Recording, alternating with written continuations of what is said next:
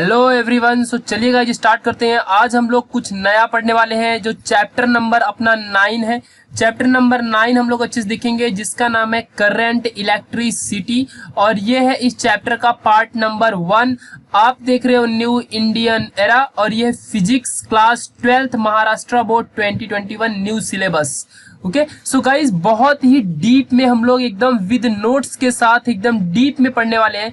पूरा वीडियो अगर आप लोग वॉच कर लोगे ना, इलेक्ट्रिसिटी और करंट से रिलेटेड एक भी डाउट आपको नहीं रहेगा, एक भी डाउट, छोटा सा भी डाउट नहीं बचेगा। ठीक है, हम लोग पहले देखेंगे 9th और 10th और 11th का जो बेसिक है, उसके बाद हम लोग अपना स्टार्ट करेंगे 12th का सिलेबस। ठीक है, सो फटाफट हम लोग पहले कंसेप्ट सीखेंगे, कंसेप्ट के बाद हम पढ़ने वाले हैं 12th अपना जो बोर्ड का सिलेबस है। अगर आपको इसकी पीडीएफ चाहिए तो यहाँ पे आप लोग मुझसे कांटेक्ट कर सकते हो, मैं आपको पीडीएफ प्रोवाइड करा दूंगा, या तो फिर आप लोग मुझसे यहाँ पे कांटेक्ट ईमेल कर लीजिए, या फिर ज्वाइन बटन में आप लोग क्लिक करके वहां से भी नोट्स ले सकते हैं। ठीक है, ब्लू में ज्वाइन बटन लिखी होगी। So guys please and please subscribe कर दीजिए, रेड कलर में नीचे लिखा होगा वहां पे क्लिक कर दीजिए और बेल आइकन को दबा लीजिए जिससे आप लोग को न्यू वीडियोस मिलती रहे। ओके सो चलिए स्टार्ट करते हैं। अभी हम लोग अपने सिलेबस को बेसिक तरीके से एकदम सारी चीजें पढ़ेंगे। सो चैप्टर नंबर 9 है करंट इलेक्ट्रिसिटी फिजिक्स का न्यू सिलेबस। तो वर्ड इज, सबसे पहले करंट इलेक्ट्रिसिटी वर्ड में ना हम लोग बहुत ही बेसिक चीजें सीखेंगे, like what is current itself. पहले करंट क्या होता है एग्जैक्टली यही हम लोग देख लेते हैं। अगर हम लोग को करंट समझ में आ गया तो फिर बाकी की सारी चीजें अपने आप आ जाएंगी। ओके सो अभी हम लोग बहुत ही मोस्ट इंपॉर्टेंट चीजें सीखने वाले हैं। सो जो करंट होता है ना, करंट इज रिप्रेजेंटेड बाय आई से रिप्रेजेंट करते हैं। इसकी जो यूनिट होती है यूनिट ए, यानी कि एम्पियर एक साइंटिस्ट थे जिन्होंने करंट की यूनिट को बताया था, इसीलिए उनके नाम के ऊपर हम लोग करंट की यूनिट को बताते हैं। ठीक है, तो रिप्रेजेंटेड बाय किसके थ्रू, आई के थ्रू हम लोग इसे रिप्रेजेंट करते हैं। ठीक है, इस चीज को याद रखना है। फिर ठीक है, अब आगे करंट क्या होता है उससे पहले हम लोग चार्ज पढ़ लेते हैं कि भाई चार्ज क्या होता है। एक छोटा सा कंसेप्ट जस्ट चार्ज पढ़ लेते हैं। तो जो चार्ज होता है ये दो टाइप का होता है, एक होता है पॉजिटिव, एक होता है निगेटिव। ठीक है, फिर अब ये जो चार्ज होता है ना, आपने इसे कभी कभी ऐसा भी दिखा होगा, पॉजिटिव क्यू और माइनस क्यू ऐसा भी दिखा होगा, एक ही बात है, कोई फर्क नहीं पड़ता। तो ये चार्ज होते हैं। अब ये चार्ज को कोई ना कोई कैरी करता होगा। सो जो चार्ज को कैरी करता है, यानी कि इस चार्ज को जो अपने पास रखता है, उसे हम लोग क्या बोलते हैं, कैरियर बोलते हैं। क्या बोलते हैं, कैरियर। अगर सपोज इलेक्ट्रॉन ने चार्ज को रखा तो इलेक्ट्रॉन से कौन सा चार्ज रखता है, निगेटिव, इसीलिए ये इलेक्ट्रॉन निगेटिव कैरियर है चार्ज का। अगर सपोज प्रोटॉन है तो प्रोटॉन कौन सा चार्ज रखता है, पॉजिटिव। सो प्रोटॉन कौन सा है, ये पॉजिटिव कैरियर है। ठीक है, और ये कैसा कैरियर है, ये निगेटिव कैरियर ऑफ चार्ज है। ठीक है, सो जो कैरियर होते हैं ना, ये चार्ज को क्या करते हैं, कैरी करते हैं। ठीक है, अब वो कौन सा चार्ज कैरी करेंगे, या तो वो चार्ज पॉजिटिव होगा और या तो वो चार्ज निगेटिव होगा। ठीक है, सो इस चीज को आपको अच्छे से याद रखना है। सो जो चार्ज होता है दो टाइप का, पॉजिटिव निगेटिव, फिर इसको कोई ना कोई तो कैरी करता है, तो या तो इलेक्ट्रॉन या प्रोटॉन या न्यूट्रल होगा, तो कोई चार्ज ही नहीं होगा, ना ही पॉजिटिव चार्ज होगा और ना ही निगेटिव चार्ज होगा। ठीक है, कोई भी चार्ज ही नहीं होंगे। सो अब हम लोग देखते हैं करंट की डेफिनेशन। सो जो करंट होता है it is nothing but it is a rate of flow of electric charge. जो ये पॉजिटिव और ये जो निगेटिव चार्ज है ना, इन्हीं का रेट ऑफ फ्लो होता है, मतलब कि कितने टाइम में कितने अमाउंट ऑफ चार्जेस फ्लो होते हैं। अब आप बोलोगे ये दोनों चार्ज क्या फ्लो होते हैं, सो ऐसा बिल्कुल नहीं है, only and only negative charge flow होता है, उसी से हमें क्या मिलती है, करंट मिलती है, इलेक्ट्रिसिटी मिलती है। ठीक है, इस चीज को अच्छे से याद रख लो, माइंड में एकदम बिठा लो। ठीक है, सो जो यहाँ पे करंट होता है ये रेट ऑफ फ्लो ऑफ क्या होता है, rate of flow of charge होता है, जस्ट इलेक्ट्रिक चार्ज या निगेटिव चार्ज होता है। ठीक है, और चार्ज को हम लोग किससे दिखाते हैं, क्यू से।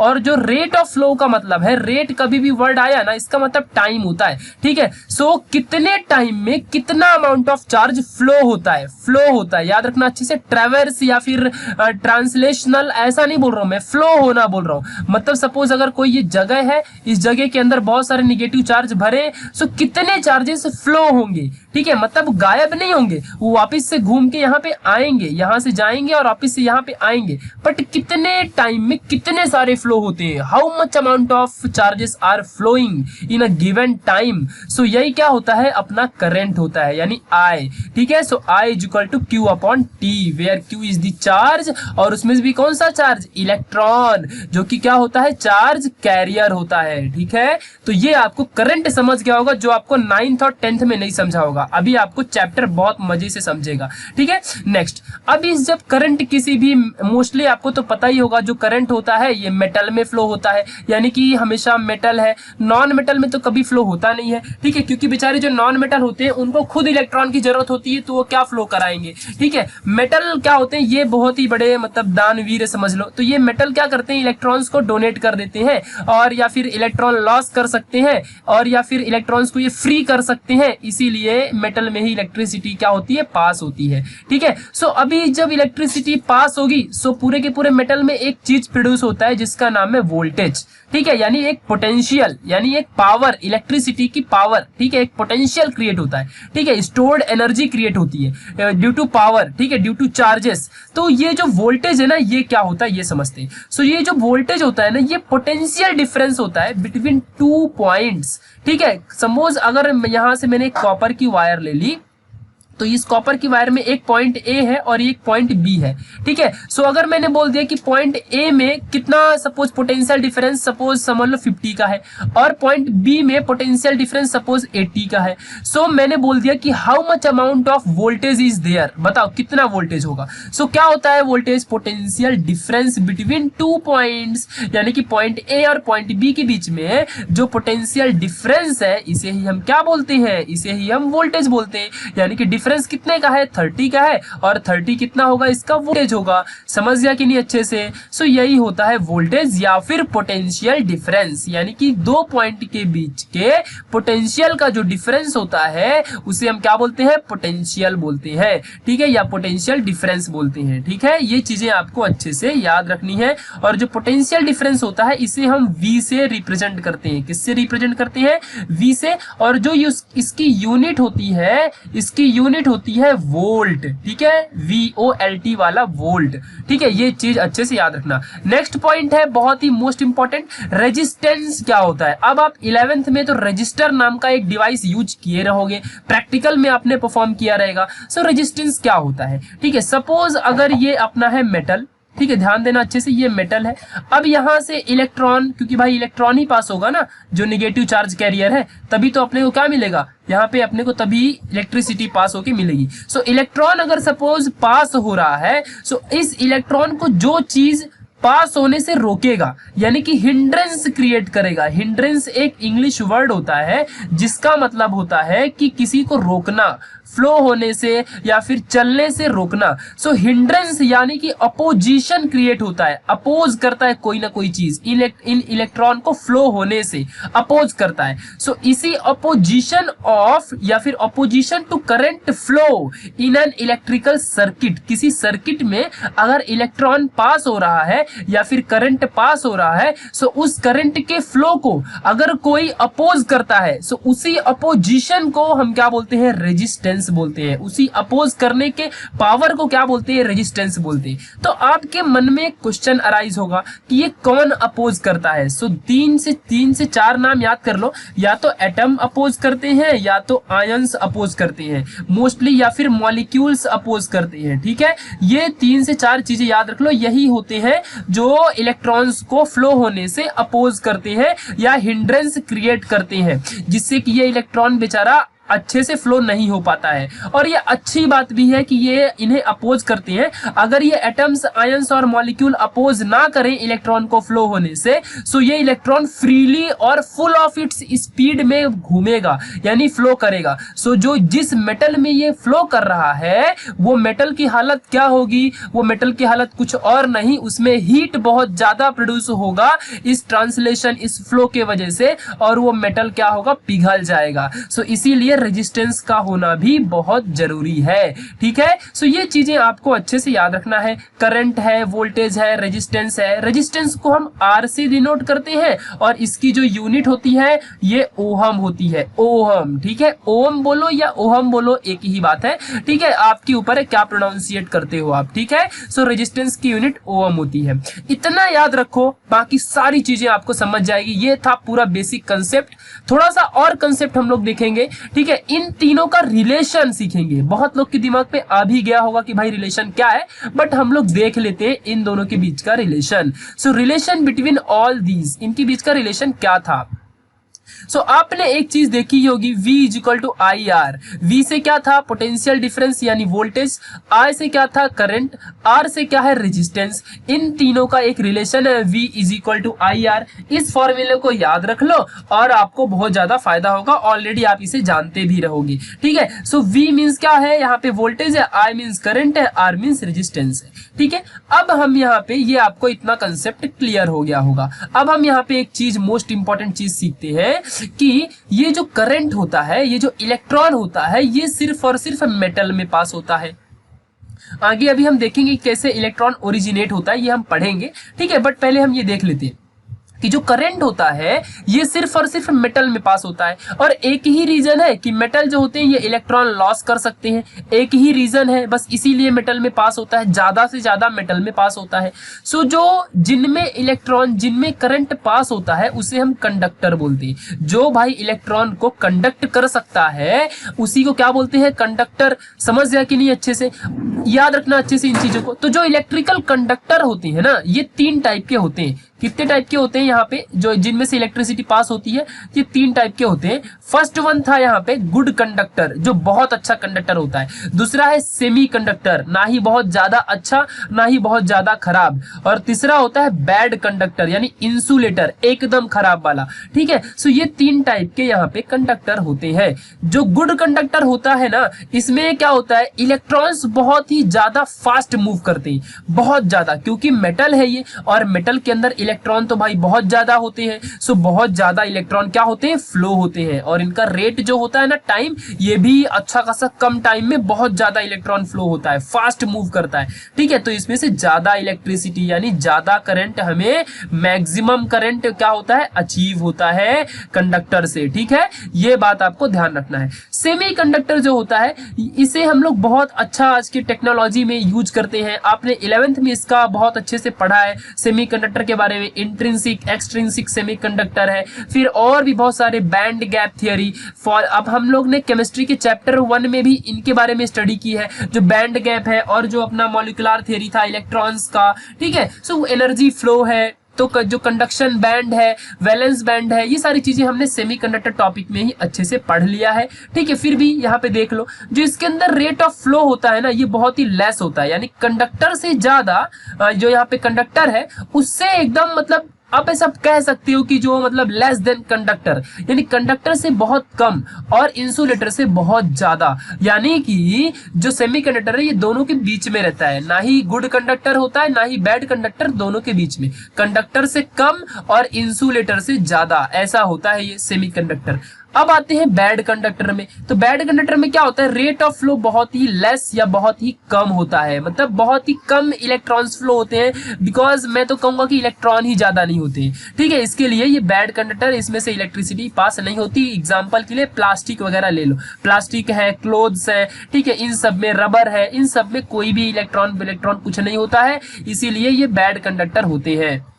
सेमीकंडक्टर के लिए एग्जांपल बेस्ट है फास्फोरस वगैरह। ठीक है, ये सब आपको पता ही होगा, फास्फोरस है, ये सारी चीजें जो है। ठीक है, तो ये सब क्या होते हैं, सेमीकंडक्टर होते हैं। ठीक है, निकल है, ये भी बहुत अच्छा है, Ni निकल। ठीक है, सो ये निकल बोलते हैं इसे, निकल, ये भी होता है अच्छा खासा सेमीकंडक्टर। और गुड कंडक्टर में तो आपको पता ही होगा, कॉपर है, फिर देखो सिल्वर है जो Ag, फिर उसके बाद और भी बहुत सारे लाइक आयरन है। तो ये सब के सब बहुत ही अच्छे गुड कंडक्टर होते हैं, ये आपको ऑलरेडी पता है।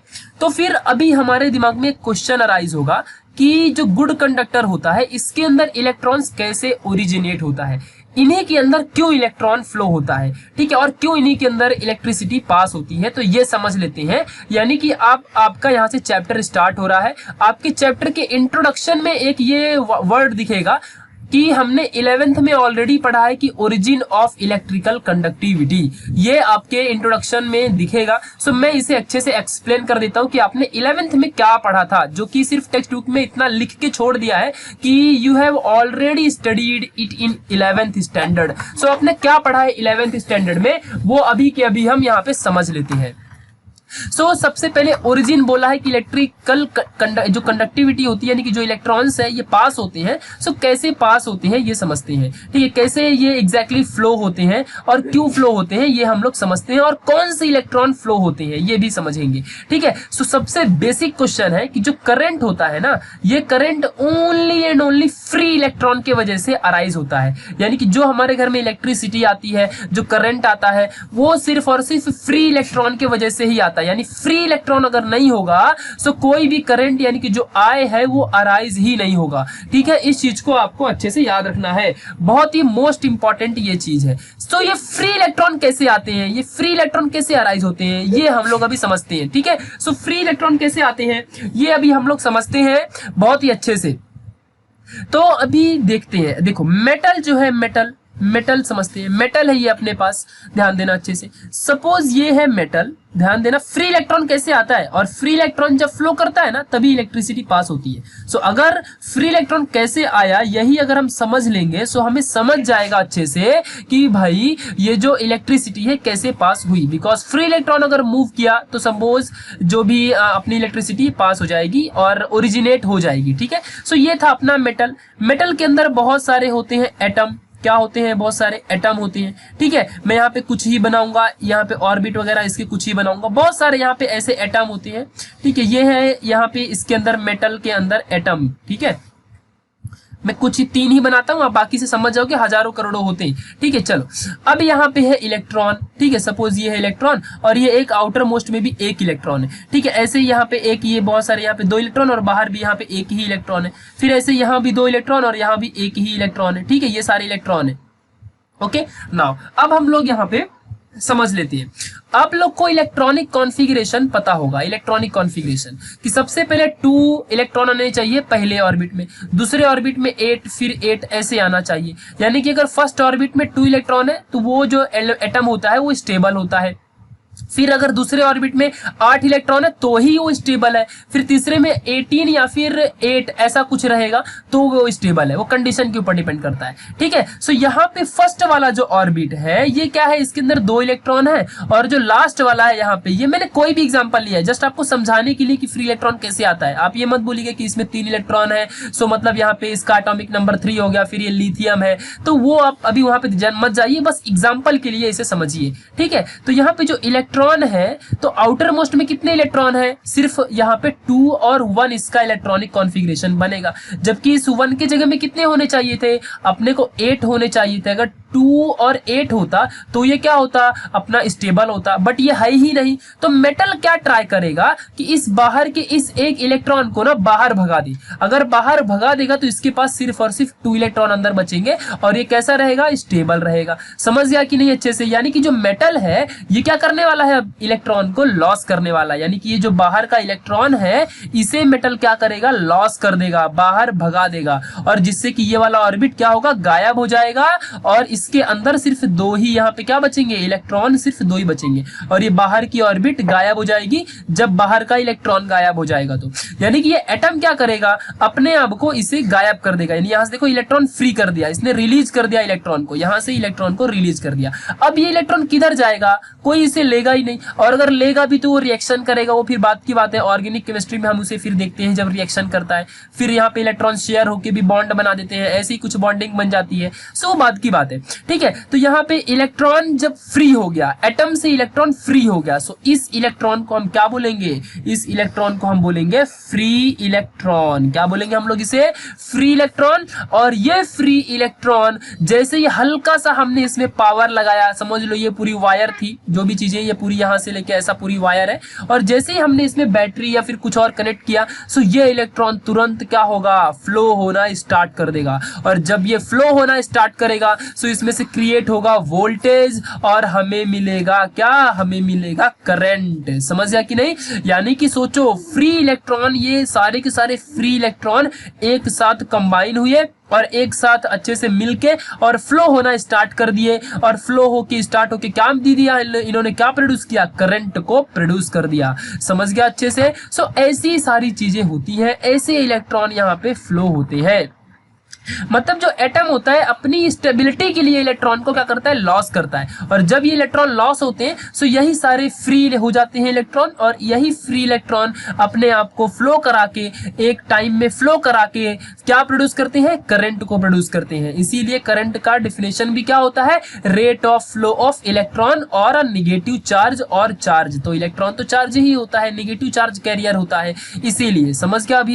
अभी अच्छे से आपको सब समझ गया होगा, ठीक है? सो यहाँ पे इलेक्ट्रॉन ऐसे पास होते हैं और यही होते हैं फ्री इलेक्ट्रॉन, और इन्हीं के वजह से इलेक्ट्रिसिटी ओरिजिनेट होती है, क्रिएट होती है। सो ये था पूरा ओरिजिनेशन ऑफ इलेक्ट्रिसिटी, यही था वहां पे जो आपको 11th में चाहिए था, यही होती है फ्री इलेक्ट्रॉन, ठीक है?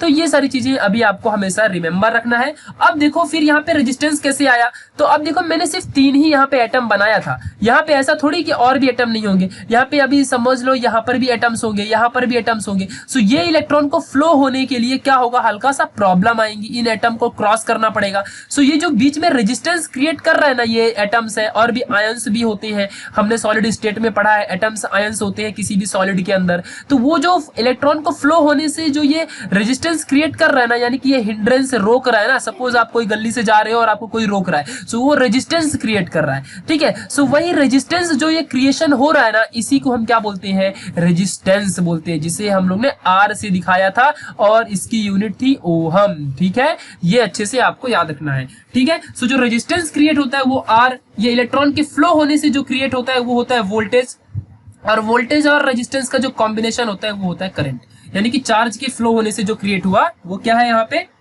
अपना करंट है, ठीक है? सो याद रखना। और जो वोल्टेज है 2 पॉइंट के बीच का डिफरेंस है, जस्ट पोटेंशियल डिफरेंस। तो ये था बेसिक कंसेप्ट, ठीक है? ये चीजें आपको एकदम अच्छे से, बहुत ही अच्छे से याद रखनी है। थोड़ा सा और हम लोग एक चीज देखते हैं। अब यहाँ पे आपका चैप्टर मोस्टली स्टार्ट हो चुका है, चैप्टर तो यहीं से स्टार्ट हो गया था, बट फिर भी अभी हम यहाँ देख लेते हैं अच्छे से, ठीक है? अब देखो क्या होगा, अब हम जान चुके हैं करंट कैसे फ्लो होता है, वायर से करंट फ्लो होता है। अब हम वायर से क्रिएट करेंगे सर्किट को, ठीक है? जो वायर होती है, यहां से हम क्या क्रिएट करेंगे, यहां से हम करेंगे क्रिएट सर्किट को। भाई सर्किट बनाएंगे जिसमें हम लोग क्या अटैच करेंगे, बहुत सारे इलेक्ट्रॉनिक कंपोनेंट अटैच करेंगे। इलेक्ट्रॉनिक कंपोनेंट में कौन कौन सी चीजें आती हैं, हो सकता है कि वो बल्ब हो सकता है वो वायर हो सकता है वो रजिस्टर हो, रजिस्टर जो रेजिस्टेंस को कंट्रोल करता है, रजिस्टर, ठीक है? हो सकता है वो स्विच हो। तो बहुत सारे ऐसे इलेक्ट्रॉनिक कंपोनेंट होते हैं जिनको हम लोग जोड़ के, आपने ये प्रैक्टिकल भी किया होगा, सारी चीजें इलेक्ट्रिक सर्किट बनाया होगा,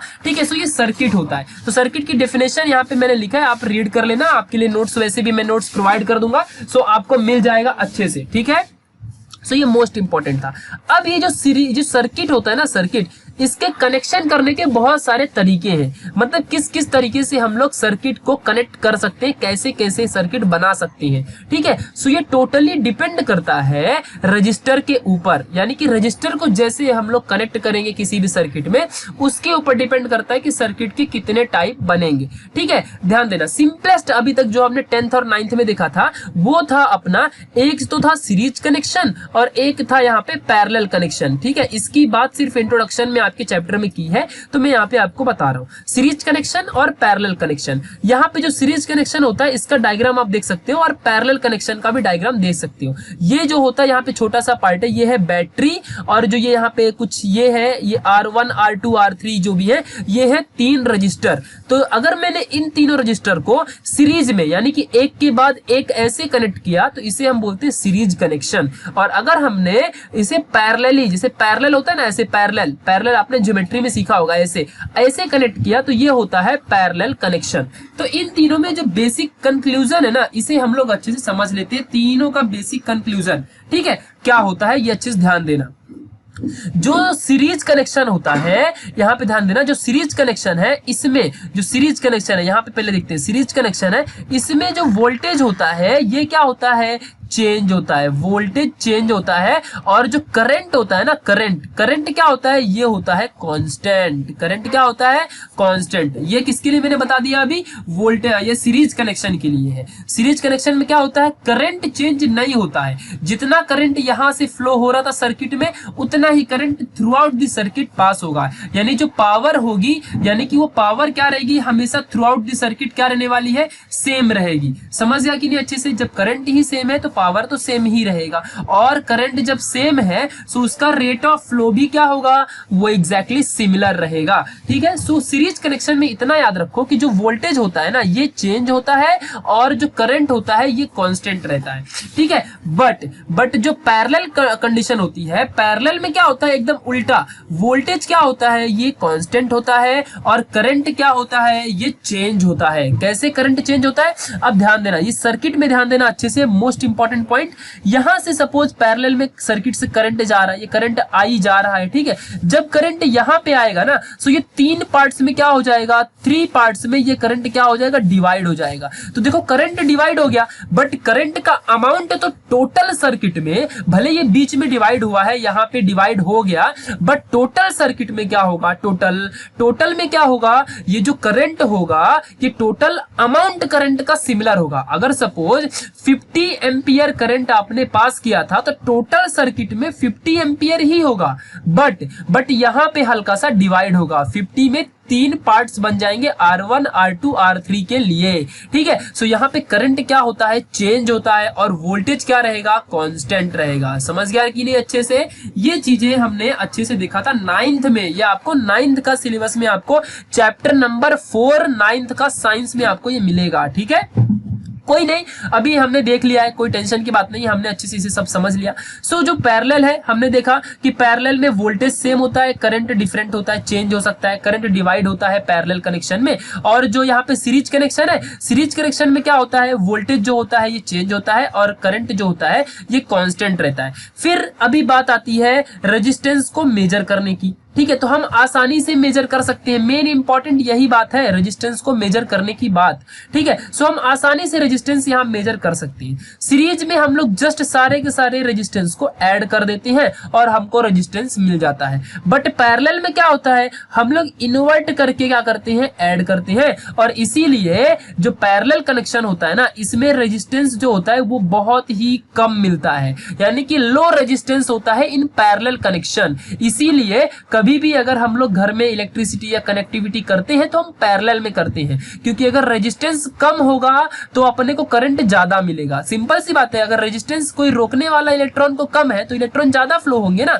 बट एकदम ज्यादा नहीं कि अपनी वायर ही पिघल जाए। इसीलिए फिर उसके लिए शॉर्ट सर्किट होता है, तो उसके लिए हमारे पास फ्यूज वायर कनेक्शन के सब सिस्टम होते हैं, उसका टेंशन नहीं है। ठीक है, सो यहाँ पे जो पैरेलल कनेक्शन है इसमें रेजिस्टेंस जो होता है वो बहुत कम होता है, और इसीलिए हम लोग क्या करते हैं, पैरेलल कनेक्टिविटी ही मोस्टली करते हैं। ठीक है, इसको अपने चैप्टर नंबर जो अपना 10th का सिलेबस था साइंस 2 का ग्रीन एनर्जी वाला, वहां पे अपने चैप्टर नंबर 5 में अच्छे से पढ़ा था, ग्रीन एनर्जी में। ठीक है, कि हम लोग जो सोलार सिस्टम होता है उसकी कनेक्टिविटी पैरेलल में करते हैं। वाई, क्यों हम लोग पैरेलल में करते हैं, क्योंकि हमको करंट ज्यादा मिलता है और वहां पे रेजिस्टेंस जो होता है वो बहुत कम होता है, करंट बहुत मैक्सिमम होगा। ये तो सिंपल सी बात है। ठीक है, और सीरीज में हम क्यों कनेक्टिविटी नहीं करते, तो सीरीज में क्योंकि रेजिस्टेंस बहुत ज्यादा होता है। बिकॉज देख लो आप खुद, इस सीरीज में डायरेक्ट जो रेजिस्टेंस है डायरेक्ट ऐड हो गया है, यहाँ पे इन्वर्ट करके ऐड किया है तो वैल्यू कम आती है। ठीक है, और यहाँ पे रेजिस्टेंस क्या है, डायरेक्ट ऐड कर दिया तो यहाँ पे रेजिस्टेंस बहुत ज्यादा होगा,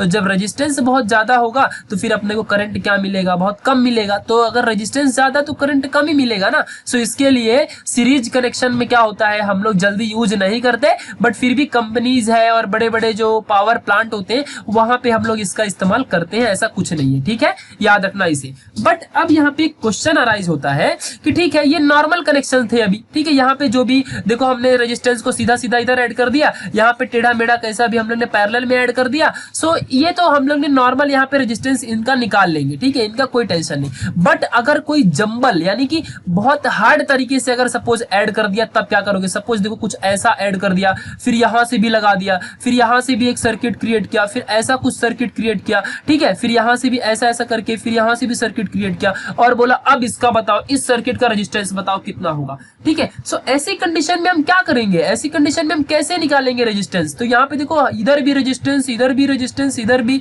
इधर भी, इधर भी, हर जगह रेजिस्टेंस ही रेजिस्टेंस है। कैसे टोटल रेजिस्टेंस फाइंड करेंगे? सो इन सब तरीकों के लिए नया रूल आया है। कौन सा रूल आएगा?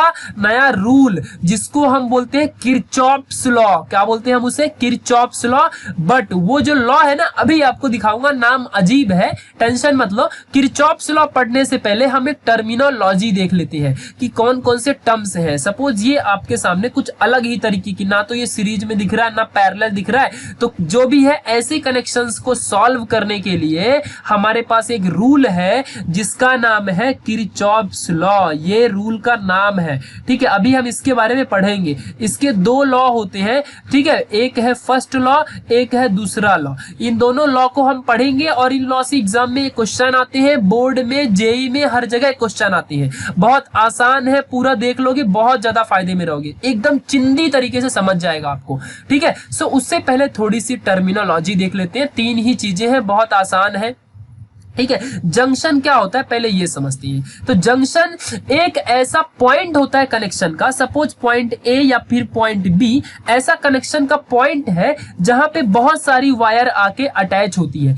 बहुत सारे कंडक्टर जो होते हैं, यानी वायर ही हुआ ना कंडक्टर, तो ये अटैच होते हैं। सपोज ये देखो, एक ये वायर आके ए पे अटैच हुई, फिर इधर से भी एक वायर है, इधर से भी अटैच हुई, फिर ये वायर भी देखो ए पे अटैच हो गई। सो ये जो ए पॉइंट है, एक क्या है, ये जंक्शन है, ठीक है। सो ए पॉइंट क्या हो गया यहाँ पे, ये हो गया जंक्शन। सो समझ गया होगा आपको अभी जंक्शन क्या है, जहां पे बहुत सारी वायर एक साथ आके अटैच होती हैं, ठीक है, उसे हम क्या बोलते हैं, जंक्शन बोलते हैं। फिर क्या होता है, लूप क्या होता है ये समझते हैं, ठीक है। सो जो लूप क्या होता है देख लो अच्छे से। सपोज यहाँ पे करंट अभी फ्लो हो रहा है, ठीक है, तो सर्कुलर पाथ में करंट अगर फ्लो होता है, सो उस पाथ को हम लूप बोलते हैं, ठीक है। यानी कि एक क्लोज्ड कंडक्टिंग पाथ, यानी कि एक ऐसा पाथ जहां पे करंट क्लोजली क्या होता है, कंडक्ट होता है, ठीक है। जैसे कि अगर मान लो मैंने यहां से पास कराना इलेक्ट्रॉन स्टार्ट किया, यहां से इलेक्ट्रॉन पास कराना स्टार्ट किया, ये यूं इलेक्ट्रॉन पास होते होते यहां से ऐसे, और फिर ऊपर की तरफ गया और ऐसे इलेक्ट्रॉन यहां पे ऐसे ऐसे पास हो रहा है, ठीक है, इसी एरिया में पास हो रहा है। सो इसको हम क्या बोलेंगे, लूप बोलेंगे, ठीक है, यानी कि ये लूप बन गया, ठीक है, ऐसा। फिर ब्रांच क्या होता है ये समझ लेते हैं, बहुत ही आसान है, ये भी देख लेते हैं फटाक से। ब्रांच क्या होता है, तो जो ब्रांच होता है ना, देखो समझ लो ये बी अपना जंक्शन था। सो ब्रांच क्या है, एक ब्रांच इस साइड गया, एक ब्रांच इस साइड गया, एक ब्रांच ऊपर गया इस बी जंक्शन से। सो यही होते हैं ब्रांच, ठीक है। जैसे कि आप समझ लो दो इन ये यहाँ पे दो पॉइंट है जंक्शन के। सो एक पार्ट इस साइड हो गया, फिर ये दूसरा पार्ट देखो नीचे की तरफ हो गया। मैंने अगर ए पॉइंट को कंसिडर किया, सो एक पार्ट अपना इस साइड हो गया, एक पार्ट अपना इस साइड हो गया, एक पार्ट अपना इस साइड हो गया। सो जो ये नंबर है ना यहाँ पे 1 2 3 आपको दिखा रहा है, यहाँ पे देखो अच्छे से डायग्राम में देख लो, जो ये 1 2 3 है ये क्या है, अपना ब्रांचेस है, ठीक है। मतलब एक सर्किट को कितने ब्रांच है। सो जो ये ए पॉइंट था ये हुआ जंक्शन, फिर इसका ये हो गया पहला ब्रांच, ये दूसरा ब्रांच इस साइड, और एक नीचे की तरफ भी गया है ना इस जंक्शन से। सो ये हो गया दूसरा तीसरा ब्रांच जो भी है, ठीक है। सो ये हो गए ब्रांचेस। यानी ब्रांच क्या होते हैं, कोई भी एक पार्ट जो कि नेटवर्क से क्या होता है, कनेक्टेड होता है, ठीक है, ये बात आपको ध्यान रखना है, और जो कि जंक्शन से अटैच है, ठीक है, यही होता है ब्रांचेस। सो ये तीन चीज याद कर लो। और अब हम आते हैं अपने पहले किरचॉफ्स लॉ में। बट उससे भी पहले एक चीज और समझते हैं जो कि मोस्ट इंपॉर्टेंट पॉइंट है, स्टेडी करंट के बारे में। आप इसके बारे में ऑलरेडी पढ़े हो, जिसने पढ़ा है उसे पता होगा। स्टेडी का मतलब होता है स्टेशनरी, ठीक है, यानी कि इंडिपेंडेंट। स्टेशनरी या इंडिपेंडेंट यानी कि जो किसी के ऊपर डिपेंड ना हो, स्टेडी यानी कि खुद के ऊपर डिपेंडेंट हो, ऐसा। तो स्टेडी करंट मतलब क्या, यानी कि एक ऐसा करंट जो स्टेशनरी है, यानी कि एक कांस्टेंट करंट ही होता है स्टेडी करंट। तो अगर किसी ने पूछा व्हाट इज स्टेडी करंट, तो आपको बताना है steady current is nothing but it is an constant current और स्टेशनरी करंट और टाइम इंडिपेंडेंट करंट, ठीक है। सो ये याद रखना अच्छे से। अब ये इसका बोलने का मतलब क्या है ये हम देखते हैं, ठीक है। सो जो स्टेडी करंट होता है इसका मतलब होता है कि टाइम इंडिपेंडेंट, यानी कि टाइम को कोई मतलब ही नहीं है करंट जब फ्लो होता है। स्टेशनरी करंट है, एक ही बातें है, यानी कि टाइम से कुछ फर्क ही नहीं पड़ता है। करंट फ्लो होना है वो होता ही रहेगा, ठीक है, जिसमें टाइम मैटर नहीं करता है, ऐसे करंट को कांस्टेंट करंट बोलते हैं, या टाइम इंडिपेंडेंट या स्टेशनरी करंट बोलते हैं। मोस्टली ये जो करंट होते हैं ये डीसी करंट होते हैं, ये बात ध्यान रखना। और इंटेंसिटी में कोई फर्क नहीं पड़ता है, यानी कि अगर सपोज 10 सेकंड में 50 इलेक्ट्रॉन पास हो रहे थे, फ्लो हो रहे थे, 50 electrons are flowing in 10 second, so वो उतने ही इलेक्ट्रॉन फ्लो होंगे चाहे 20 सेकंड भले ना आ जाए, ठीक है, तो वो कांस्टेंट है। 50 करंट तो 50 करंट ही फ्लो होगा, चाहे 20 सेकंड में फ्लो हो, चाहे 10 सेकंड में फ्लो हो, चाहे 5 सेकंड में फ्लो हो, इससे फर्क नहीं पड़ता है, ठीक है। So these are the steady current, और इन्हीं स्टेडी करंट के लिए ही किरचॉफ्स लॉ क्या होता है, अप्लाई होता है, बाकी के करंट में कोई भी अप्लाई नहीं होता है, ठीक है। सो स्टेडी करंट, और कभी कभी हम इसे कन्वेंशनल करंट भी बोलते हैं, ठीक है, क्या बोलते हैं, कन्वेंशनल करंट। कन्वेंशनल क्या होता है यार, जो जस्ट कन्वेंस होता है, यानी कि कन्विंस नहीं है, कन्वेंस, कन्वेंस यानी कि जो जस्ट पास होता है, किसी भी सर्किट से जो जस्ट करंट पास होता है वही होता है स्टेडी करंट। अपने घर में भी जो करंट नॉर्मली या घर में तो नहीं फिलहाल, जो बाहर की कंपनीज है, बड़े बड़े पावर प्लांट है, वहां भी स्टेडी करंट यूज करते हैं, बड़े बड़े डिवाइसेस में। बस इतना याद रखो, जो बड़े बड़े मोटर होते हैं उनमें नॉर्मली ये सारा करंट पास होता है, जिनमें कि भाई ऐसा नहीं कि बीच में कंपनियां बंद हो जाए, बीच में कोई मशीन चालू किया और बंद हो जाए, इसके लिए हम स्टेडी करंट यूज करते हैं, जिससे कि फ्लो होता रहे, मतलब फ्लो कंटिन्यूअसली बना रहे, कॉन्स्टेंटली करंट पास होता रहे, इसलिए हम स्टेडी करंट यूज करते हैं, ठीक है। चलो अब आते हैं हम अपने लॉ, किरचॉफ्स लॉ की तरफ, जो कि मोस्ट इंपॉर्टेंट है और आपका समझना भी बहुत ही जरूरी है, ठीक है। बहुत आसान है, बहुत ही ज्यादा आसान है। किरचॉफ्स लॉ का दूसरा नाम है करंट लॉ, बहुत ही आसान है यार, मतलब थोड़ा सा ध्यान देना अच्छे से, ठीक है, या जंक्शन लॉ, यही हम बोलते हैं। इसका स्टेटमेंट क्या है ये समझना, स्टेटमेंट आपको एग्जाम में एज इट इज लिखना पड़ेगा, इसलिए मुझे इसे रीड करके आपको समझाना पड़ेगा, ठीक है। सो स्टेटमेंट एग्जाम में फिक्स लिखना, तो ध्यान दो अच्छे से क्या होता है। The algebraic sum of the current at junction, ध्यान देना, junction is 0 in an electrical network। अब आपको सारी चीज समझ गई होगी। सपोज यहां ध्यान देना, एक ये अपना जंक्शन है जिसमें से करंट क्या आता है, पास होता है ऐसे, फिर इधर भी एक ऐसे करंट, ये जंक्शन है सारे, यहाँ सर्किट मैंने बनाया है, ये सर्किट मैंने बनाया है, और यहाँ पे ये क्या है, जंक्शन है, ठीक है, ये पूरा जंक्शन है, पॉइंट यहाँ पे जो था ये जंक्शन है, ठीक है। सो इस ए पॉइंट, इस ए जंक्शन में जितने भी करंट आ रहे हैं, चाहे इधर से आ रहा हो, चाहे इधर से जा रहा हो, चाहे यहां से जा रहा हो, चाहे ऊपर की तरफ जा रहा हो, जो भी करंट इस जंक्शन में आ रहा है, पास यहां से हो रहा है, उन सब का टोटल अलजेब्रिक सम करोगे ना, सो क्या होगा, 0 आपको मिलेगा। क्या मिलेगा, 0, 0 मिलने वाला है आपको, समझ ही नहीं अच्छे से, एकदम शून्य मिलने वाला है, ठीक है। तो ये याद रखना, चाहे आप कितने भी कंडक्टर अटैच कर दो, nth number of conductor attach कर दो, कंडक्टर मतलब वायर, किसी जंक्शन से कितने भी अटैच कर दो, बस उन पॉइंट पे जितने भी करंट आएंगे ना, वो सब के सब 0 ही रहेंगे, ठीक है। मतलब अगर मैं मान लो कि यही जो यहाँ पे अपना जंक्शन ए है, इस जंक्शन में पहला करंट यहाँ से आ रहा है, फिर यहाँ से करंट जाएगा, फिर यहाँ से भी करंट जाएगा, ठीक है। सो इस ए पे पहला करंट आया, ये गया, और ये भी देखो जा रहा है, ठीक है, इस ए से। सो यहाँ पे जितना टोटल करंट आया ना ये ए में, वो क्या होगा, 0 होगा, ठीक है। सो किसी भी जंक्शन में जो करंट होता है वो 0 होता है, उसको अगर आप ऐड करो टोटल करंट तो 0 होगा, मतलब कितना आया कितना गया ये सब कुछ ऐड करोगे ना, सो 0 मिलेगा, यही होता है स्टेटमेंट, ठीक है। तो इसको हमने थोड़ा सा ऐसे दिखा दिया है, ठीक है। देखो एक ये हो गया समेशन का साइन, फिर i is equal to 1 to till n, और i इज इक्वल टू 0। बोलने का मीनिंग है कि जो करंट है ये क्या होगा, और i इज इक्वल टू 1 जो है ये क्या है, कंडक्टर है, टिल कहां तक, nth नंबर ऑफ तक, मतलब सपोज 10,000, 50,000 या 10, 5, 2, 3, 4 कितने भी कंडक्टर अटैच हो सकते हैं एक किसी भी जंक्शन में, कितने भी, एक समझ लो पॉइंट है, वहां पे कितनी भी रोडें आ सकती है, कितनी भी रोड अटैच हो सकती है, ठीक है। सो वैसे ही जंक्शन है, सो कितने भी जंक्शन अटैच हो सकते हैं, सो एक से लेकर के और n नंबर ऑफ जंक्शन तक अटैच है, और इन सब का समेशन जब करोगे ना तो आपको वैल्यू 0 मिलेगी। यही होता है किरचॉफ्स का फर्स्ट लॉ, ठीक है। चलो अब हम इसे थियोरेटिकली समझ लेते हैं, बट उससे पहले हमें साइन के बारे में समझना पड़ेगा। साइन इज मोस्ट इंपॉर्टेंट और बहुत चिंदी है, अभी आप इसे देखोगे ना आप बोलोगे खुद ही ये बहुत आसान है, ठीक है। चलो ध्यान देना अच्छे से, कैसे, सपोज एक पॉइंट P अपना जंक्शन है, ठीक है, ध्यान देना अच्छे से, फिर यहाँ पे जो अब यहाँ और जो इस पॉइंट पे बहुत सारे करंट अलग अलग कंडक्टर से आ रहे हैं और जा भी रहे हैं। पॉइंट पी पे आपको फोकस करना है। पॉइंट पी पे जो आई करंट है ये आ रहा है, I2 करंट पॉइंट पी से जंक्शन से जा रहा है, I3 करंट है जंक्शन में आ रहा है, I4 करंट है ये भी जंक्शन में आ रहा है। फिर पॉइंट जो ये I5 है ये भी जंक्शन से जा रहा है। फिर ये जो I6 है ये भी पॉइंट पी जंक्शन से जा रहा है। ठीक है, सो ये सारे चीजें आप समझ चुके हो। ठीक है, सो हम अभी इन सब को जब ऐड कर दें, यानी I1 करंट को, I2 को, I3, I4, I5, I6 इन सब को अटैच कर देंगे, ऐड कर देंगे, जोड़ देंगे, अगर ऐड कर देंगे सो टोटल करंट क्या होगा, 0 होना चाहिए। कितना होना चाहिए, 0। ये किसने बोला है, किरचॉफ्स ने बोला है। ठीक है, चलो तो अब हम इसे समझते हैं कि कब ऐड करेंगे तो 0 होगा। पहले साइन कन्वेंशन सीख लेते हैं, कैसे साइन यानी प्लस और माइनस कैसे देना है, इसी की स्टडी को साइन कन्वेंशन बोला जाता है। ठीक है, सो अब यहाँ पे ध्यान देना अच्छे से कि पॉजिटिव साइन कब लेंगे और निगेटिव साइन कब लेंगे। जब किसी जंक्शन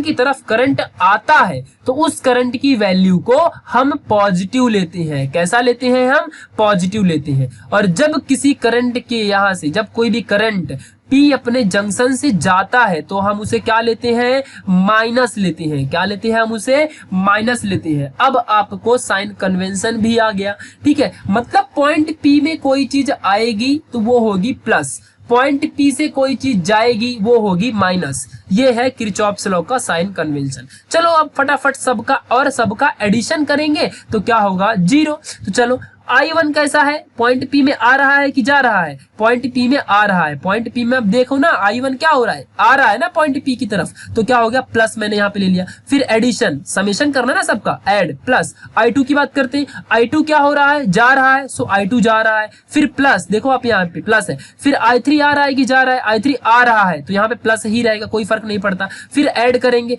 फिर सारे भाई करंट को ऐड करना है, इसलिए प्लस तो करते रहेंगे ना। हाँ ठीक है, फिर I4 क्या हो रहा है, आ रहा है कि जा रहा है, आ रहा है, ये होगा प्लस। ठीक है, फिर I5 क्या हो रहा है, तो जो 5 है ये आ रहा है कि जा रहा है, ये I5 जाने वाला है, सो जाने वाले को माइनस देने का, भाई जा तू अभी, आना मत इधर। ठीक है, फिर I6 वाले को क्या होता है, ये आ रहा है कि जा रहा है, ये भी जाने वाला है, ये भी नहीं आएगा, इसको भी माइनस दे दिया। और सबको जब ऐड किया तो क्या आता है, 0 आता है। ऐसा किसने बोला था, किरचॉफ्स ने बोला था। ठीक है, चलो अब फिर इसको सॉल्व कर देते हैं यहाँ से प्लस माइनस लगा के। तो प्लस लगा के तो कोई फायदा है नहीं, तो I1, फिर ये देखो ये यहाँ से प्लस माइनस, यहाँ पे हो गया माइनस, फिर I2, I3, I4, फिर यहाँ देखो प्लस माइनस तो माइनस हो गया I5, फिर यहाँ पे माइनस हो गया I6 और वैल्यू मिली 0। फिर जितने प्लस वाले हैं उसको एक साइड कर दिया और माइनस वाले को भगा दिया दूसरे साइड। ठीक है, तो अपने को यहां से इस वाले जगह से क्या देखने को मिला, इस वाले जगह से अपने को एक चीज देखने को मिली कि जितने करंट आने वाले हैं, देख लो आप चाहे I1, I3, I4 ये आने वाले करंट हैं। I1 फिर है I3 फिर है I4, ये आने वाले करंट हैं जंक्शन की तरफ। तो आने वाले करंट इज इक्वल टू जाने वाले करंट होता है। समझ गया कि नहीं, जितने करंट पॉइंट P पे आएंगे ना उतना ही करंट पॉइंट P पे जाएगा और इन दोनों की वैल्यू इक्वल होती है। ठीक है, मतलब आने वाला करंट अगर सपोज 5 है टोटल और जाने वाला करंट फिर क्या होगा, ये भी क्या होगा, 5 ही होगा, बिकॉज ये दोनों इक्वल होते हैं। सो अगर इन दोनों को हम लोग क्या करेंगे, इसको इधर लाऊंगा अगर मैं, तो 5 माइनस 5 किसके इक्वल होगा, 0 की इक्वल होगा। सो यही तो किरचॉफ्स लॉ ने बोला है। समझ गया कि नहीं, यानी कि इनकमिंग करंट और आउटगोइंग करंट दोनों को अगर आप लोग क्या करोगे, बैलेंस करोगे तो वैल्यू क्या मिलती है, 0 मिलती है। यही किरचॉफ्स लॉ ने बोला था। ठीक है, अब आपको समझ गया होगा। तो कंक्लूजन हम लोग को क्या मिला, कंक्लूजन यह मिला कि जो total current flowing towards the junction is equal to, क्या, इज इक्वल टू दी, ध्यान देना बहुत ही मोस्ट इंपॉर्टेंट पॉइंट है, is equal to the total current flowing away from the junction. ठीक है, यानी कि जितने करंट आएंगे उतने करंट जाएंगे, ये दोनों का वैल्यू इक्वल रहेगा। यही होता है किरचॉफ्स लॉ। ठीक है, यानी कि हमें सारे करंट को पहली बात तो ऐड कर देना है और इक्वल टू 0 कर देने का, चुपचाप से खत्म कहानी। अभी हम एक न्यूमेरिकल भी सॉल्व कर देंगे, आपको सारी चीजें समझ में आ जाएंगी। ठीक है, तो ये बात आपको अच्छे से याद रखना है जो कि मोस्ट इंपॉर्टेंट पॉइंट है। ठीक है, सो क्या अभी एमसीक्यू में अगर पूछ लिया कि व्हाट इज दी मतलब या कुछ भी और पूछ लिया, सपोज किरचॉफ्स लॉ अगर है तो वहां पे क्या होता है एमसीक्यू पॉइंट में, तो आपको बताना है कि ये कंजर्वेशन ऑफ इलेक्ट्रिकल चार्ज होता है, यानी कि कंजर्वेशन मतलब बैलेंस, यहाँ बैलेंस होता है यानी बैलेंसिंग होता है, कंजर्वेशन मतलब कंजर्व करना, ठीक है। सो इलेक्ट्रिकल चार्ज का कंजर्वेशन होता है किरचॉफ्स लॉ फर्स्ट लॉ में, यानी कि किरचॉफ्स करंट लॉ में जो क्या होता है यहाँ पे इलेक्ट्रिकल चार्ज का कंजर्वेशन होता है, यानी कि जितने चार्ज आएंगे और जितने चार्ज जाएंगे इन दोनों की वैल्यू इक्वल होगी, ठीक है। इसको आपको अच्छे से याद रखना है, आने वाले चार्ज जाने वाले चार्ज की वैल्यू इक्वल रहेगी। और या फिर आप सिंपल सा इसे ऐसे ऐड कर दिया करो, बहुत ज्यादा फायदे में रहोगे। ऐड कर दो, प्लस माइनस लगाते जाओ, बस सबको जोड़ते जाना है, सबको एडिशन करते जाना है, बस जितने आएंगे उसको प्लस रखने का, जितने जाएंगे उसमें माइनस लगाते जाने का और इक्वेट करने का जीरो, खत्म कहानी, उधरी किरचॉफ्स लॉ कंप्लीट। अभी हम लोग यहाँ पे फटाफट एक यहाँ पे न्यूमेरिकल देख लेते हैं और हमको सब समझ जाएगा। हमको इस क्वेश्चन है, सपोज ये सर्किट है, अब आपको देख के अजीब लग रहा होगा, बहुत आसान है, अभी अभी के अभी सब आप खुद समझ जाओगे। ये सर्किट समझ गए, किरचॉफ्स फर्स्ट लॉ आपको आ जाएगा, ठीक है। ये बातें आपको अच्छे से ध्यान में रखनी है। फिर हमको किरचॉफ्स सेकंड लॉ भी पढ़ना है, बहुत आसान है वो भी, ठीक है। चलो सारी चीजें चिंदी है, थोड़ा सा दिमाग लगाना है, इंसान से बच के थोड़ी जाएगा, ठीक है। चलो तो यहाँ पे x है, अब ये हमको x की वैल्यू क्या करनी है, फाइंड करनी है, यानी I6 की वैल्यू x है और x की वैल्यू हमको निकालना है, फाइंड करना है। सो कैसे निकालेंगे, ठीक है, ये हमको मतलब क्वेश्चन है अपने सामने, ये सर्किट दे दिया और बोल दिया find the value of x, ठीक है। चलो अब हम निकाल लेते हैं इसकी वैल्यू को, ठीक है, ध्यान देना। तो पहला यहाँ पे जंक्शन है ये पॉइंट B, ठीक है, फिर दूसरा जंक्शन है पॉइंट C और यहाँ पे तीसरा जंक्शन है एक ये पॉइंट। जितने मैंने रेड डॉट यहाँ पे किए हैं ये है अपने जंक्शन, ठीक है। चलो तो अब हम फटाफट सॉल्व करते हैं, सारे को सारी लाइन से अच्छे से सॉल्व करेंगे, किरचॉफ्स का पहला रूल लगाएंगे, ठीक है। ध्यान देना अच्छे से, आने वाला करंट और जाने वाला करंट, इसी चीज को याद रखना है, यही फंडा लगाएंगे और सब सॉल्व कर देंगे, ठीक है। तो नाउ फॉर जंक्शन, फटाफट देखते हैं, फॉर जंक्शन बी मान लेता हूं मैं, फॉर जंक्शन बी, ठीक है। क्या होगा, जंक्शन बी में जो करंट I1 है ये क्या हो रहा है, आ रहा है तो चुपचाप I1 लिखो, फिर प्लस करना होता है ना सारे करंट का एडिशन। जंक्शन में जितने भी करंट आ रहे हैं उन या फिर जा रहे हैं उन सबको जोड़ने में क्या आता है, ऐड करने में समेशन, अलजेब्रिक सम क्या होता है, 0 होता है, हमने देखा था ना। हाँ तो अभी यहाँ पे I2 क्या हो रहा है, जा रहा है पॉइंट B से, यहाँ से जंक्शन से जा रहा है ना, तो जाने वाले को क्या लिखते हैं, -I2, फिर प्लस, ठीक है। और यहाँ पे पॉइंट B से I3 क्या हो रहा है, ये भी जा रहा है, सो इसे भी क्या लगाएंगे, I3 भी माइनस, और total algebraic sum will be 0 according to Kirchhoff's first law, ठीक है। चलो अब इस चीज को फटाफट सॉल्व करते हैं। I1 plus minus minus I2 plus minus minus I3 is equal to यहाँ पे 0, ठीक है। फिर I1 की वैल्यू दे दिया है, I1 की वैल्यू कितनी है, 17 है। फिर देखो यहाँ पे माइनस I2 की वैल्यू भी दे दिया है 3, तो यहाँ पे 3 एम्पियर और I3 निकाल लेते हैं इज इक्वल टू 0। चलो फिर फटाफट I3 निकल गया यहाँ से, I3 इज इक्वल टू, ध्यान देना, -3 इधर गया तो 3 बन गया, 17 इधर गया तो -17 बन जाएगा। समझ गया कि नहीं, अच्छे से इन चीजों को याद रखना, और यहाँ -C साइन रहेगा, ठीक है। चलो फिर आ गया -17 में से 3 गया तो कितना बचा, -14 बचा, और ये क्या है, -I3 है, minus minus cancel, minus minus cancel, आ गया I3 is equal to 14। So I3 की वैल्यू मिल गई आपको, ठीक है। अभी अपने को चाहिए I6 चाहिए, I3 से काम नहीं चलेगा, ठीक है। चलो नेक्स्ट अभी देखते हैं फॉर, देखो I3 मिल गया ना, सो I3 कितना मिला, I3 मिला 14, ठीक है, 14 मिल गया I3, ठीक है। अब हम देखते हैं फॉर जंक्शन C की बात करते हैं, ठीक है, फॉर जंक्शन C की बात करते हैं, ठीक है। यहां भी लगाएंगे किरचॉफ्स लॉ और निकालेंगे अपने आंसर को, ठीक है। सो यहाँ पे C पॉइंट पे क्या आ रहा है, जो ये C पॉइंट है यहाँ पे I3 आ रहा है तो आने वाला प्लस रहेगा, प्लस, ठीक है। फिर I3 जो यहाँ पे पॉइंट है इसमें से I4 क्या हो रहा है, जा रहा है ना, सो I4 जाने वाला माइनस रहेगा, जो जाएगा तो वो कुछ नहीं लेके जाएगा, माइनस लेके जाएगा, फिर प्लस, फिर I5 क्या है, I5 भी जा रहा है तो जाने वाला क्या रहेगा, ये भी जाएगा 0 में, ठीक है। तो देखो C को आपको फोकस में रखो, अपने जंक्शन के ऊपर ध्यान दो। जंक्शन सी में I3 आ रहा है, समझ गया कि नहीं अच्छे से। जंक्शन सी में I3 क्या है, आ रहा है, और यहाँ पे देखो I4 क्या हो रहा है। अच्छा I4 भी आने वाला है, ठीक है, तो यहाँ पे क्या रहेगा, प्लस रहेगा, ठीक है, याद रखना अच्छे से। I4 भी आने वाला है तो प्लस रहेगा, और I5 जाने वाला है तो माइनस रहेगा, ठीक है। चलो अब सॉल्व कर लेते हैं। तो I3 और प्लस I4, ठीक है, फिर यहाँ plus minus minus I5 is equal to 0। I3 हमको पता है कितना है 14, अभी यहाँ पे हमने सॉल्व किया है, प्लस I4 की वैल्यू है क्या, दिया है क्या गिवन, यस माय डियर दिया है, 2 दिया है, 2 आ गया, फिर minus I5 is equal to 0। 14 plus 2 16 minus I5 is equal to 0, और ये हो गया I5, ध्यान देना अच्छे से, इज इक्वल टू 16। तो अपने को I5 की वैल्यू भी मिल गई। अब चाहिए I6, लाइन से सॉल्व करोगे ना तभी आपको सब मिलेगा, ठीक है। चलो अब बचा लास्ट वाला जंक्शन, जो कि यहाँ पे ये वाला जंक्शन है। बाकी सारी चीजें I5 भी मिल गया है, देखो ये I5 भी मिल गया, I3 भी मिल गया। I5 कितना मिला, 16 मिला है, ठीक है। चलो अब आगे देखते हैं जंक्शन की, इस जंक्शन की बात करते हैं हम लोग, ठीक है। चलो ध्यान देना अच्छे से। सो इस जंक्शन में अभी क्या हो रहा है, सपोज उस जंक्शन का कुछ भी नाम है, सो दैट जंक्शन, यहाँ पे उस जंक्शन की अभी हम बात कर रहे हैं, जो भी जंक्शन वहां पे नाम नहीं दिया है, ठीक है।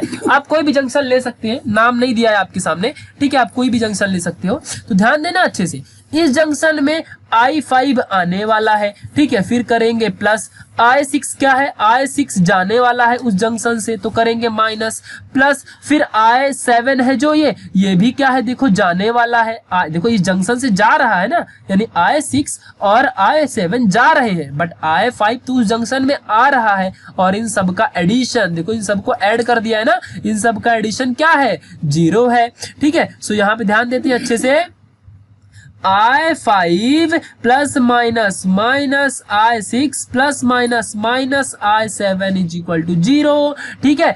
I यहाँ पे जो 5 है उसकी वैल्यू कितनी है, 16, माइनस I6 की वैल्यू सॉल्व करनी है, I7 कितना दिया है, 9 इज इक्वल टू 0। यहाँ पे अभी अच्छे से खींचते हैं लाइन और यहाँ सॉल्व करते हैं, ठीक है। सो 16 माइनस 9 क्या होता है, आप लोग मुझे बताओगे। तो 16 माइनस 9 यहाँ पे हो जाएगा 7, ठीक है। सो आप लोग को अच्छे से सारी चीजें याद रखनी है जो कि मोस्ट इंपॉर्टेंट है। सो यहाँ पे आ जाएगा 7 minus I6 is equal to 0। 7 minus I6 की वैल्यू कितनी है, x is equal to 0। So 7 is equal to x, यानी x की वैल्यू कितनी आई, 7 एम्पियर। समझ गया। ऐसे हम लोग को ये सारी चीजें सॉल्व करनी है, ऐसे हमें इस चीज को अच्छे से याद रखना है और हम लोग सारी चीजों को खत्म कर देंगे। तो ये जो किरचॉफ्स लॉ हमने लगाया है ये अभी आपको अच्छे से समझना है, कैसे लगाया है ये भी मैंने बता दिया।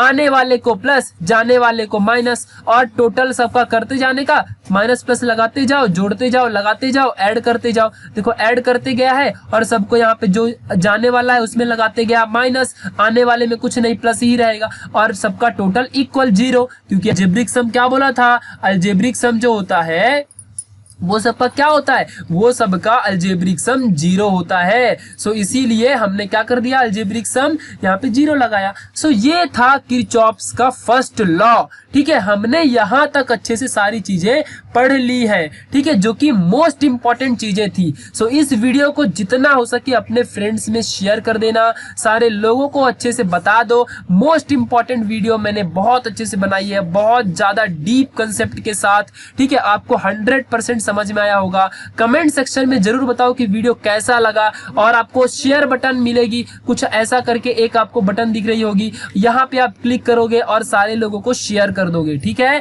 अपने सारे फ्रेंड्स लोग को शेयर कर दोगे। नोट्स चाहिए रहेगा तो यहाँ पे कांटेक्ट कर लो, आपको मिल जाएगी। मिलेंगे नेक्स्ट वाले वीडियो में, तब तक के लिए बाय।